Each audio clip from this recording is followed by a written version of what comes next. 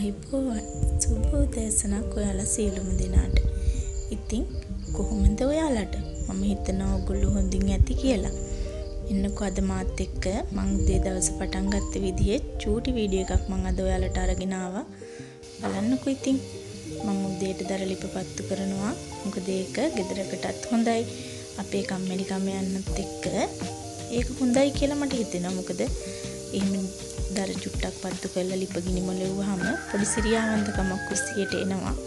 ඉතින් මම එහෙම කරලා දැන් අද උදේට හදා ගන්න හදන්නේ සෝය එකක් හදලා අල හිඳුමක් හදා ගන්න. මට ඉතින් මේක ලෑස්ති කරන විදිය නම් ඔයාලට ගේන්න වීඩියෝ කරගන්න බැරි වුණා.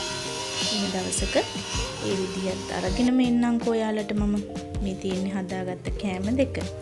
සෝයයි අල හිඳුමයි තමයි මේ උදේට හදාගත්තේ. බබාලට ඉස්කෝලේ ගෙනියන්නත් එක්කම තමයි ඉතින් මේ ලෑස්තිය. දැන් බබාලා තාම නිදි. එයාලා වොෂ් දාන්නත් එක්ක හන්දෙන් වතුර එකක් ගිපේ තියා ගන්නවා. එයාලා නැගිට්ටහම ඉතින් වොෂ් දාලා ලෑස්ති කරවන්න තියෙන නිසා ඒක ලේසියිනේ. එයාලා නැගිටිනකොට අපේ වැඩේ කරුණාම අපිටත් නිදහස්. එයාලා වෙනුවෙන් එතකොට කාලේ අපිට ඕන තරම් තියෙනවනේ. මේ තියෙන්නේ අපේ ළමයි දෙන්නට ගෙනියන්න මම හදන ලන්ච් බොක්ස් දෙක. මේ කෙනෙකුට දෙක ගානේ දෙන්නට 4ක් ඕනි. මොකද ඉස්කෝලෙන් උදේට කෑම එක හම්බ වෙනවා. ඒකට හිස් කෑම පෙට්ටියක් අපි වෙනම යවන්න ඕනි. දවල්ට කෑම එක ගන්න 10 ළමාවට. එයාලට වෙනම අපි ගෙදරින් ලෑස්ති කරන කෑම පෙට්ටියක් අරගෙන යන්න ඕනි. ඒ දෙක තමයි ඉතින් මේ තියෙන්නේ. උදේට ඉතින් ওই ටිකත් ලෑස්ති කළා. තාම කෑම දැම්මේ නැහැ. කෑම දැම්මට පස්සේ ඔයාලට බලන්න පුළුවන් කෑම පෙට්ටි කොහොමද කියලා. ඊට පස්සේ ඒ ටික ලෑස්ති කරන අතරේ මේ තියෙන්නේ ඒ කෑම දාපු එක තමයි මේ දැන් ඔයාලට පේන්නේ. කෑම ටිකත් ලෑස්ති කරලා ඉවර වෙලා ඉතින් ඔයාලව අහදි කරන්න තියෙනවා. කුටි සද්දයක් ඇහි. මහත්තයත් උදේම නැගිටලා වැඩ. ඉතින් එයාලත් ඉතින් වැඩ කරන ගමන් මගේ ලාම් එකත් සද්දයක් එනවා. එයා ඉතින් උදේට මගේ ලාම් එක උනේ දැන් මාස 2-3කට කලින්. නැත්තම් ඉතින් ඉස්සෙල්ලා මම ෆෝන් එකේ ලාම් එකට තමයි නැගිට්ටේ. දැන් ඉතින් ඒ ලාම් එක තමයි ඔය මට ඉතින් හිටි ගමන් ඇහෙන්නේ. ඒ තමයි අපේ ගෙදර ඉන්න කුකුල් යාළුවෝ ටික. එයාලා තමයි ඉතින් අපේ ගෙදර දැන් ඒ ලාම් එක වෙලා තියෙන්නේ. දැන් ලේන්සු වලින් කැම පෙට්ටි ඔතාගෙන ඒ ටික ලෑස්ති කරගන්න ඕනේ. බෑග් එකට දාගන්න.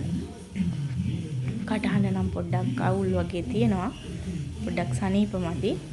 ඉතින් අපි ඒකත් හදාගන්න බලමුකෝ. අපිට නම් අද චූටි පොද වැස්සක් තියෙනවා. ඔයාලට කොහොමද? පොඩියට වැස්ස පටන් ගන්නවා. ඉතින් දවල් වෙනකොට සැර වෙයිද දන්නේ නැහැ. කොහොම වුණත් උදේ නම් ඉතින් චූටි පොදයක් අපිට නම් තියෙනවා. දැන් මල් ටිකක් කඩා ගන්න ඕනි පහන තියන්න. බබාලා ඉස්කෝලේ යන්න කලින් මම හැමදාම පහන තියනවා. ඒක ඉස්සරින්ම පුරුද්දා. එතකොට ඒකේ ආශිර්වාදයත් එක්කම අපේ දරුවෝ අපිට ඉස්කෝලේට යවන්න පුළුවන් නේ. එයාලට ඉතින් හොඳට උගන්වන එකනේ දෙමාපියන් වෙන අපේ එකම පැතුම.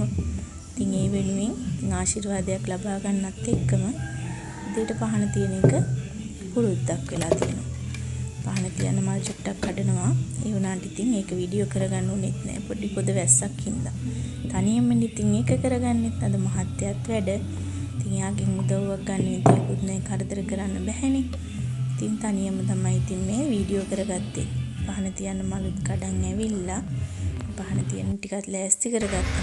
මේ තියෙන දැන් පහන තියන්න ලෑස්ති වෙන ගමන් බබාලා දෙන්නත් නැගිටපු නිසා එයාලත් පොෂ් දාලා එයාලට ලෑස්ති වෙන්න ඇඳුම් ටික දුන්නා මම. එයාලට තනියෙන් ලෑස්ති වෙන්න තමන්ගේ වැඩවත් තමන් පුරුදු වෙන්න ඕනනේ. දැන් එන්න ලොකු වෙනකොට එයාලගේ වැඩ එයාලට අතුහුරුවට කරගන්න අපි ඉඩ දෙන්න ඕනේ. එතකොට තමයි එයාලව තනියෙන් නැගිටින්න එයාලා වුණත් පුරුදු වෙන්නේ. ඉතින් එයාලා නැගිට අතරේ ඇඳ හදලා තියලා මම පහනක් තියලා දැන් ලෑස්ති වෙන්න ඕනේ. ඉතින් එයාලගේ කොණ්ඩ දෙක පීරලා බත් චුට්ටක් කවන්න, හස්බන්ඩ් නම් බත් කවන්නම් කියලා තමයි කිව්වේ. එයා ඉතින් ඒ වෙනකොට එයි. මොකද එයාලව ඉස්කෝලේට දාන්නත් එපයි.